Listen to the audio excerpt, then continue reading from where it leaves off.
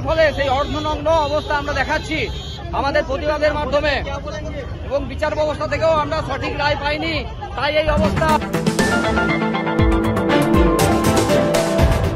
এটা আমি দেবো কেন পরীক্ষা? কারণ আমি তো কোনো দুর্নীতি করিনি। দুর্নীতি করেছে সরকার, তার জন্য দায়ী সরকার।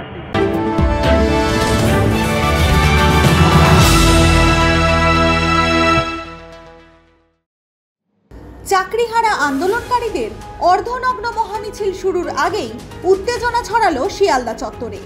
শুক্রবার সকাল 11টার মিছিলে অংশ নিতে জড়ো হচ্ছিলেন বহু চাকরিহারা প্রার্থী, কিন্তু তার আগেই পুলিশ একাধিক আন্দোলনকারীকে আটক করে প্রিজন ভ্যানে তোলে।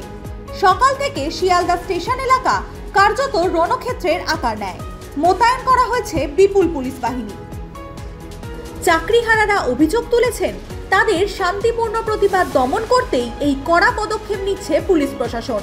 এক আন্দোলনকারী শিক্ষিকার কথায়, আমরা কিছুই করিনি, অথচ আমাদের তুলে নিয়ে যাওয়া হচ্ছে। এটা স্পষ্টভাবে আন্দোলন দমনের চেষ্টা। রাজ্য সরকারের যে অবস্থা দুর্নীতির ফলে সেই অর্ধনগ্ন অবস্থা আমরা দেখাচ্ছি আমাদের প্রতিবাদের মাধ্যমে, এবং বিচার ব্যবস্থা থেকেও আমরা সঠিক রায় পাইনি, তাই এই অবস্থা। রাজ্য সরকার দুর্নীতির ফলে যে নগ্নতা দেখাচ্ছে, আমরা এখনো অর্ধনগ্ন হয়ে তার প্রতিবাদ করছি। আপনারা বলবেন পুলিশের ভূমিকা হচ্ছে এখানে খুব অতি সক্রিয়। পুলিশ সবসময় চাইছে আমাদেরকে সবসময় প্রতিহত করতে, আমাদের শান্তিপূর্ণ আন্দোলনকে সবসময় চাইছে বিভিন্নভাবে দমিয়ে দিতে। কি মনে হচ্ছে আপনারা কি নবান্ন যেতে পারবেন? কি মনে হচ্ছে আমাদেরকে যেতে দেওয়া হচ্ছে কোথায়? আমরা তো কোনো কিছুই চাই না। আমরা শুধু চাইছি যেন আমাদের যোগ্যতায় যে চাকরিটা আমরা পেয়েছি, আমরা যেন চাকরিটা ফিরে পাই। আমরা এর থেকে বেশি পরীক্ষা দেবেন না? পরীক্ষা দেবেন? পরীক্ষা কি দেবেন?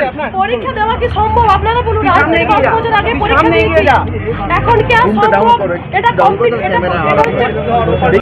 শিয়ালদা থেকে ডরিনা ক্রসিং সকাল থেকে ছবিটা সর্বত্র একই। নবান্নমুখী হওয়া চাকরিহারাদের ধরে ধরে প্রিজন ভ্যানে তুলছে কলকাতা পুলিশ। এদিন ধর্মতলাতেও চলেছে সেই সাফাই অভিযান। আটক করা হয়েছে একাধিক চাকরিহারা আন্দোলনকারীদের। বেলার দিকে সাফাই অভিযান খানিকটা ধীর হলে ডিসি সেন্ট্রাল ইন্দিরা মুখোপাধ্যায় জানান, বাকি এলাকার পরিসংখ্যান জানা নেই, শুধুমাত্র ধর্মতলাতেই আটক হয়েছেন গোটা 50 চাকরিহারা। সংযতভাবেই পদক্ষেপ করেছে পুলিশ।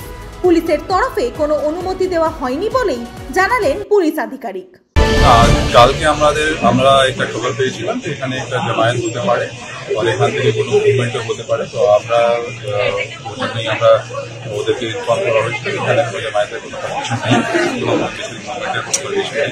এটা ওনাদেরকে ভালো করে বলা হয়েছিল, ইনফর্ম করা হয়েছিল। এখানে কিছু যেন ওটাও